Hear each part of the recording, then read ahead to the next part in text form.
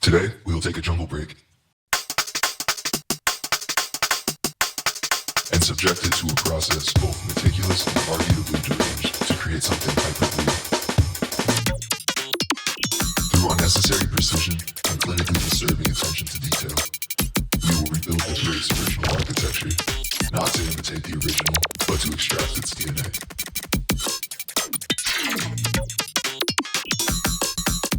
We're now going to listen obsessively to the first two measures of the break. Every sound must be examined and replaced with intent. I'll begin with the kick. This is a mostly clean, dry hit with a sharp transient from the trunk sample pack. I'm choosing a synthetic kick that mirrors that clarity, heart attack, minimum tail. I'm adjusting the decay of the sample to match the feel of the original, not just the length, but the shape. Next we move to the snare. This is the main snare hit, the loudest and most aggressive in the phrase, so it demands a sample with a strong transient. I'm gating and shaping the decay to match the original hit. It doesn't need to sound the same, but just carry the same weight. Just after there's a quieter snare, not a go slow, but restrained. For this, I'm choosing an entirely different snare sample, one with less compression and a shorter, more natural beat. Now we begin replacing the hi-hats in the break. Here is a long, slightly flammy, distorted hi-hat. I'm adjusting the sample start time to make a much shorter, more controlled, sharp percussive blip. I'll go through and carefully replace each occurrence of the hi-hat.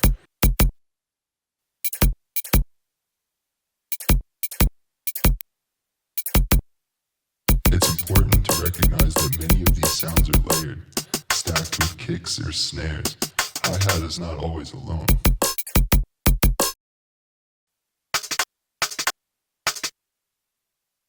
Here we're listening to a cluster of 3 snare ghost notes.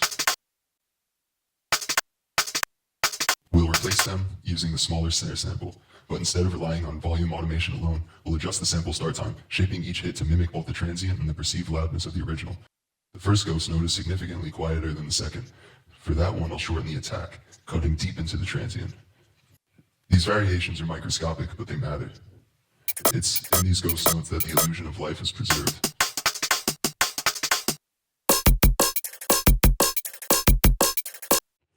Now we expand the process to the rest of the break. One by one, begin replacing drum samples matching each hit from the original with a new synthetic counterpart. For every sound we adjust pitch, decay, volume, not just to match the tone, but to match behavior. At this point, the break is functional, it loops, it makes sense, and so now we must ruin it, slightly. Repetition, while comforting, is unnatural. Nothing in life repeats perfectly, except perhaps bureaucracy and your own thoughts. The break must reflect this. These changes are not decorative, they're structural. They suggest that the loop is unstable, that it can fall apart at any moment. This is variation, not for excitement, for realism. Now we begin again, this time with a completely different break. New source material, but the same process.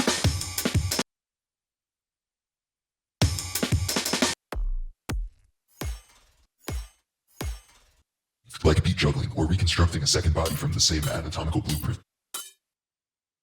I'm using a mixture of the same synthetic drum samples from before, along with entirely new ones, some sharper, some looser, some chosen purely for the shape of their transient.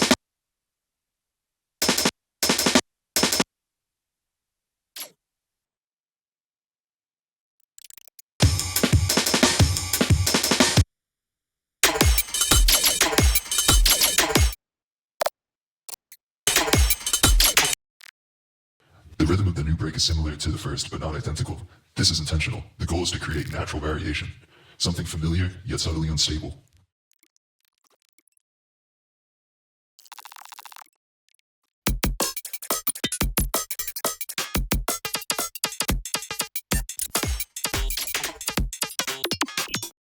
With both breaks built and filled out, we now move toward deeper transformation, not just replacement, but manipulation.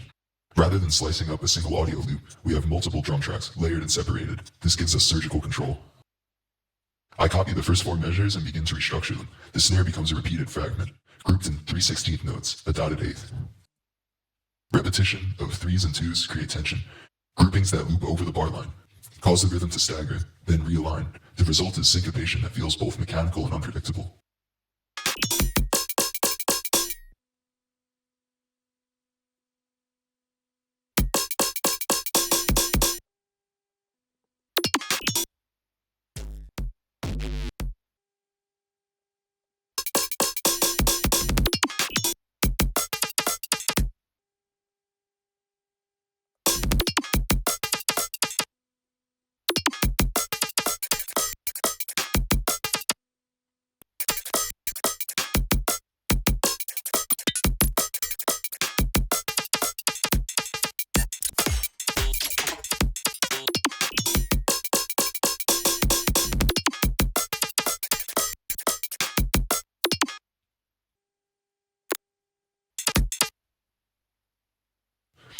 highlight a group of 3/8 notes, then shorten the same phrase to 2/8, duplicate it. Now we have a grouping of 7. It doesn't divide evenly into the grid. That's the point. It resists regularity. It forces the break to drift and realign, like tectonic plates locking and slipping.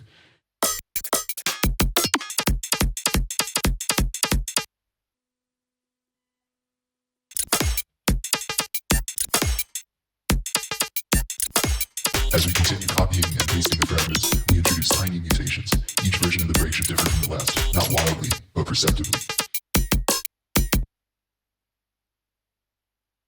This is how we simulate evolution, not with chaos, but careful, intentional variation.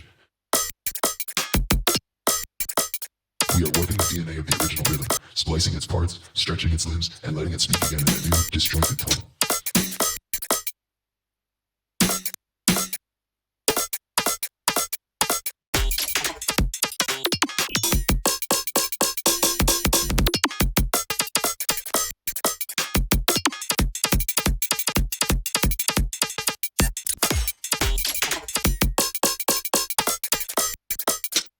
At this point, I'm going to start adding a few more percussion layers and sound effects to build on the texture of the break. The goal here is to exaggerate the hyper-detailed, high-definition feel. I'll start by taking the snare sample and reversing it into the main snare hit, just to give it some moment and anticipation. Then I'll take a small percussion hit and stack it on top of another snare, adding a bit more impact and a shift in timbre. Throughout this section, I'll be layering and inserting different types of sounds, glitches, tonal percussive elements, reverses, whatever fits, to emphasize the rhythms, fill in space, and create more variation. Right here, I added a quick glitch hit on top of the final snare. Then a reverse sound leading into the first kick of the loop.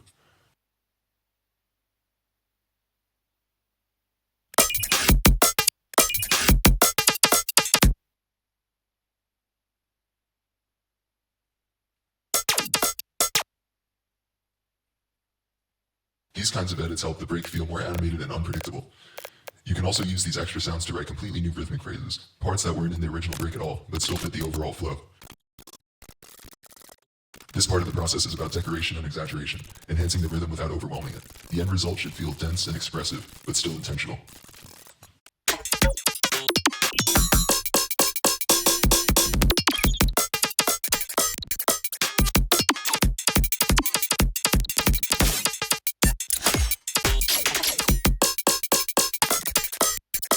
Now that we've layered and shaped the full break, we're going to bounce it down into a single audio file.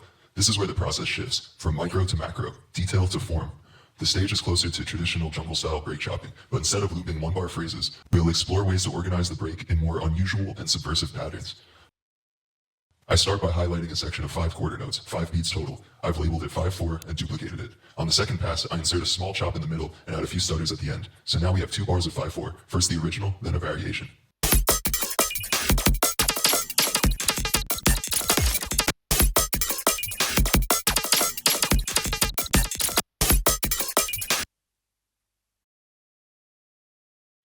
We start by grouping 7/8 notes. I've marked it in green and labeled it 7/8. It's an odd meter. Next, I duplicate that 7/8 phrase and give it a variation, maybe a little stutter at the end, or a rearranged rhythm. I labeled this one 7/8 variation. The structure, the same, but the feel shifts. Then I make another variation, this one with a kick roll. Just a small detail, but it changes the energy completely. Now I zoom in and grab a shorter pattern, 3/16 notes. I duplicate and cut off 1/16 note, so it's one group of 3 and 2 groups of 2.